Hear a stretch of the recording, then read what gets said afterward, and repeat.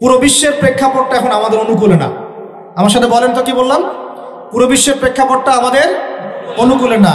বিশ্বের বড় বড় সেক্টরগুলো মনে রাখবেন, বড় বড় সেক্টরগুলো হচ্ছে 1 রাজনীতি, 2 ভূ রাজনীতি, 3 অর্থনীতি, 4 সংস্কৃতি, 5 শিক্ষা এবং 6 প্রযুক্তি। কটা বললাম? 6টা।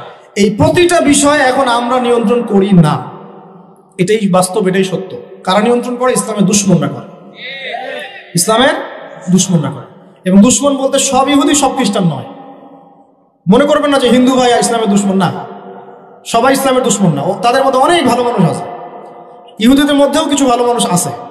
একজন ইহুদি সকালবেলায় এসে উহুদের যুদ্ধ করেছিল, একটা সেজদাও দেয় নাই, বেচারা শহীদ হয়ে জান্নাতে চলে গেছে। ইহুদিদের মধ্যে আব্দুল্লাহ বিন সালামের মতো বড় আলেম ছিলেন। সব ইহুদি না, আর সব খ্রিস্টান না। খ্রিস্টানদের মধ্যে বাদশাহ নাজাশির মতো মানুষ ছিলেন, মুসলমানদেরকে আশ্রয় দিয়েছিলেন। তাহলে কারা সমস্যা? জায়নিস্টরা। কারা? ইহুদি খ্রিস্টানদের মধ্যে একটা দল আছে, একটা ইউনিটি আছে, বন্ডিং আছে, এটাকে আমরা অ্যালায়েন্স বলি। এটা হচ্ছে জায়নিস্ট মুভমেন্ট, জায়নবাদী।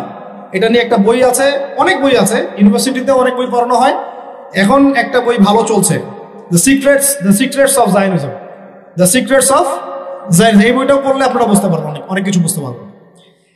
তো হেনরি ফোর্ডের লেখা, উনি আগে জায়নি ছিলেন, পরে বের হয়ে আসতেন, তওবা করে ফিরে আসছে আর কি।